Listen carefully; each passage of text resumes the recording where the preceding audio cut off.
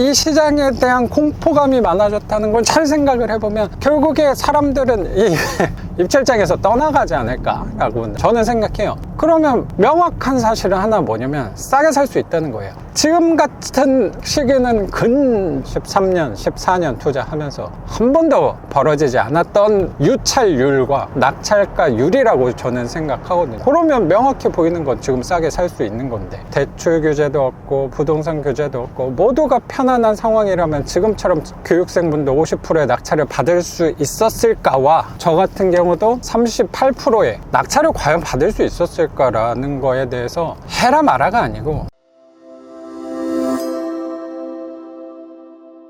안녕하세요, 작가 반지성입니다. 오늘은 교육생분 낙찰받은 부동산의 명도를 완료하셨다고 하셔서 가고 있습니다. 갈 때는 영상을 찍으면서 움직이면 효율적으로 또 시간을 쓸 수 있으니까 영상을 이렇게 또 켜게 됐습니다. 어제 오랜만에 44번째 물건을 낙찰을 받았는데 그래도 저렴한 편의 가격으로 낙찰 받지 않았나 하는 생각은 좀 들어요. 감정가 대비 34%대 제가 입찰을 요새 많이 하고 있으니까 34%의 입찰을 하다 보니 지난 9월 규제 터지고 나서부터 거의 5개월 만에 1, 2주에 한두 번씩 하면서 34%대, 24%대 떨어졌을 때 공략을 하다 보니까 폐찰이 좀 많긴 했는데, 그래도 지금 규제 안에서 물건들이 유찰이 너무 많이 돼서 이 기회라고 얘기하는 게 좀 조심스럽긴 한데, 불편한 부분이 분명히 있지만 그만큼 저렴한 물건들이 많고 사람들이 관심을 덜 갖고 있는 시장이라면 그래도 한번 저렴하게 공략을 해보면 어떠한 상황이 오더라도 유연하게 버틸 수 있지 않을까, 유연하게 이겨낼 수 있지 않을까 생각을 해서 규제가 왔을 때 싸게 살 수 있는 기회라고 생각하고 꾸준히 입찰하다가 34%까지 떨어진 거를 38%의 낙찰 받은 거면, 그래도 오래된 집도 아니고 나름대로 엘리베이터도 있는 깨끗한 집인데 38%의 낙찰 받은 거는 나쁘지 않은 결과가 아닐까 생각이 들어요. 이게 44번째니까 그럼 요새 같은 시기에 부동산을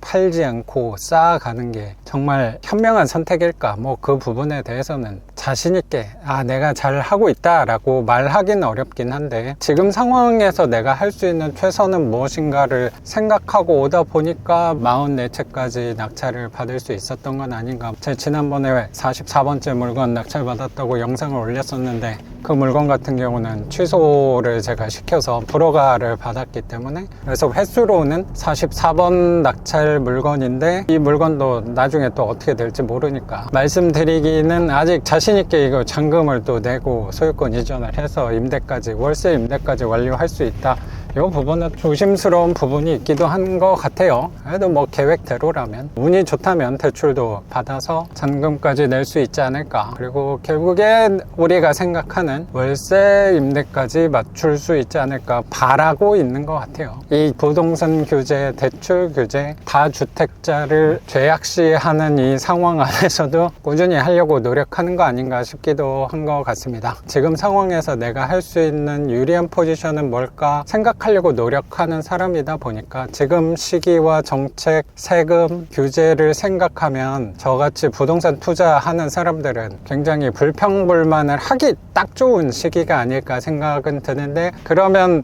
광화문 거리로 뛰쳐나가서 시위를 하는 것도 물론 좋겠지만 그 방법보다 제가 선택하는 방법은 지금 상황에서 나한테 좀 유리하게 움직일 수 있는 건 무엇일까를 생각해서 이왕이면 저가로 물건을 살 수 있는 기회다라고 생각하고 입찰을 꾸준히 하다 보니까 그래도 좀 저렴한 가격에 낙찰 받을 수 있지 않았나 생각이 좀 드는 것 같아요. 요새 그런 질문을 많이 하시는 것 같아요, 교육생분들이. 임대사업자에 대해서 부정적인 이 여론을 또 조성한다는 소문 덕분에 임대사업자가 계속 존속될 수 있을 것 같냐, 뭐 이런 부분이랑, 오늘 아침에 전화 온 교육생분께서는 이 물건이 좀 하자가 있는 물건이어서 서류상으로는 깨끗한데 혹시라도 위반 건축물에 등재가 될 수도 있는 리스크가 있어서 그걸 물론 그 교육생분은 알고서 입찰을 하신 거거든요. 그래서 제가 기억하기로는 그분도 감정가 대비해서 50% 정도에 저렴하게 받으셨다고 생각하는데 막상 잔금을 내려고 하니까 이거 잔금 내도 되겠냐, 너무 걱정스럽다, 혹시 위반 건축물이 되면 그 과태료가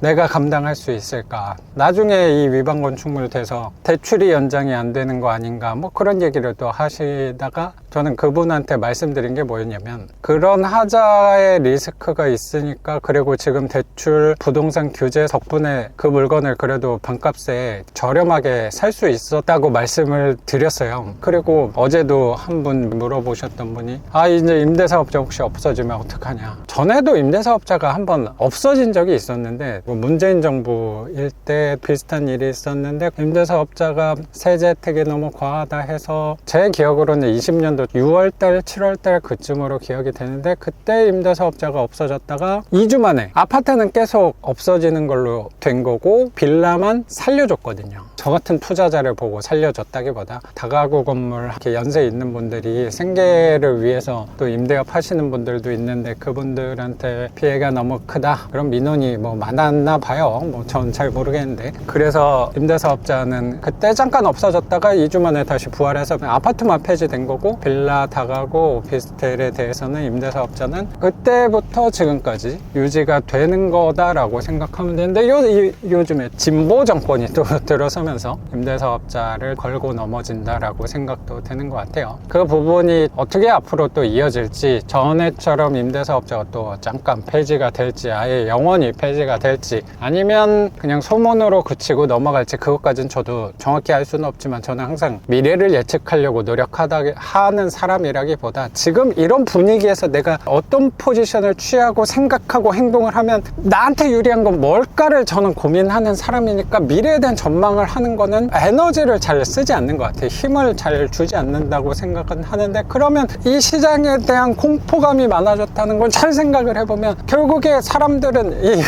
입찰장에서 떠나가지 않을까라고 저는 생각해요. 그러면 명확한 사실은 하나, 뭐냐면 싸게 살 수 있다는 거예요. 지금 같은 시기는 근 13년, 14년 투자하면서 한 번도 벌어지지 않았던 유찰률과 낙찰가율이라고 저는 생각하거든요. 그러면 명확히 보이는 건 지금 싸게 살 수 있는 건데, 대출 규제도 없고 부동산 규제도 없고 모두가 편안한 상황이라면 지금처럼 교육생분도 50%의 낙찰을 받을 수 있었을까와, 저 같은 경우도 38%의 낙찰을 과연 받을 수 있었을까라는 거에 대해서 해라 마라가 아니고, 이게 기회냐 아니냐가 아니고 본인이 봤을 때 기회인지 아닌지 저는 판단을 해볼 수 있지 않았을까라고 생각해요. 저는 이 두려움이 없는 사람이라기보다 이 두려움에 대해서는 나만 있는 게 분명히 아닐 거니까, 이 두려움을 어떻게 하면 이 시장에서 유리하게 나한테 적용을 한번 해볼 수 있지 않을까를 노력하는 사람인 것 같아요. 자꾸 전망만 하다 보면 불평불만만 나오고 내가 움직이지 못하게 만들어지는 건 아닐까라고 생각이 들어서, 그 전망을 하기보다는 지금 유리한 포지션을 자꾸 찾아내려고 하는 사람인 것 같아요. 자꾸 예측하고 전망하고 임대사업자가 없을 때 어떻게 행동하고를 생각하다 보면은 제가 과연 움직일 수 있었을까, 어저께 제가 낙찰을 받을 수 있었을까라고 저는 생각하게 되는 것 같아요. 생각이 짧은 사람이어서 그런지 모르겠는데,